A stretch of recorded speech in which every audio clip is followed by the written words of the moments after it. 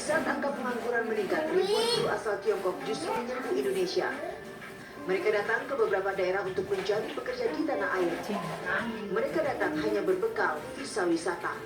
Bahkan sebagian besar dari mereka tidak memiliki keahlian khusus. Mereka didatangkan sebagai pekerja kasar alias buruh di beberapa perusahaan. Hal ini memunculkan dugaan ada ulah mafia tenaga kerja disebut-sebut berada di balik tenaga kerja asal Tiongkok itu.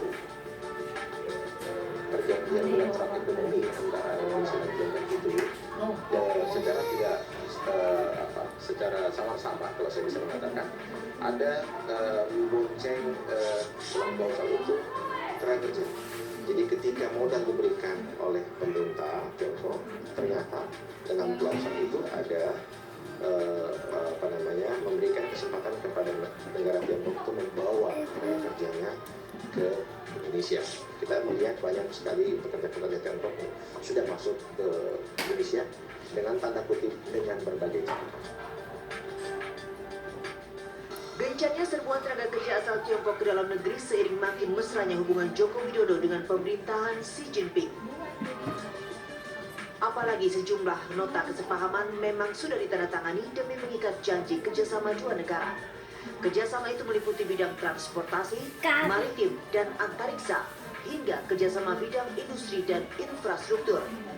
Manisnya hubungan Indonesia dengan Tiongkok disebut-sebut jadi celah masuknya ribuan tenaga kerja asal negeri tirai bambu itu. Kondisi ini dinilai menimbulkan ancaman. Mantan Sekretaris Menteri BUMN Said Didu menyebutkan situasi ini bisa saja berujung pada penjajahan secara ekonomi. Tenaga kerja kasar tidak boleh masuk. Nah, kalau masuk di atas harus dan tinggi di bawahnya, macam-macam aturannya. Jadi jangan gara-gara untuk proyek semua undang-undang dilabrak. Itu yang pertama. Yang kedua adalah untuk menggerakkan ekonomi Indonesia dan menampung tenaga kerja Indonesia.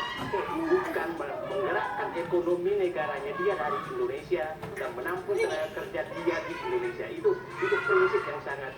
Jadi prinsip yang penting. Jadi kalau pemerintah tidak berpendapat bahwa masuklah investor ke Indonesia, maka prinsipnya adalah dia harus menggerakkan ekonomi Indonesia, dia harus menampung tenaga kerja Indonesia.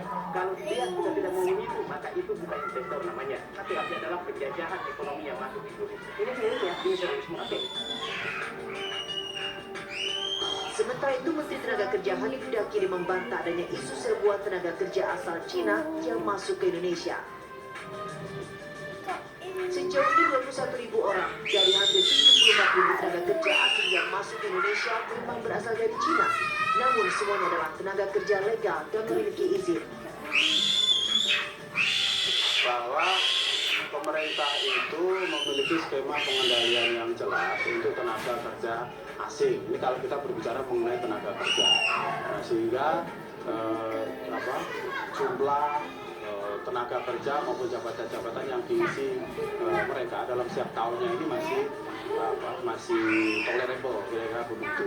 Misalnya sampai hari ini sekitar 74.000 kan secara keseluruhan, 74.000 tenaga kerja asing yang ada di Indonesia. Nah, angka 74.000 ini orang bisa mengatakan, wah besar sekali, misalkan ada begitu. Nah, makanya ini soal tergantung dari sudut pandang. Makanya saya sering membandingkan misalnya, ya kalau 74.000 itu Anda bisa menganggap itu besar, bisa menganggap itu tidak besar, tergantung dari pembandingnya apa.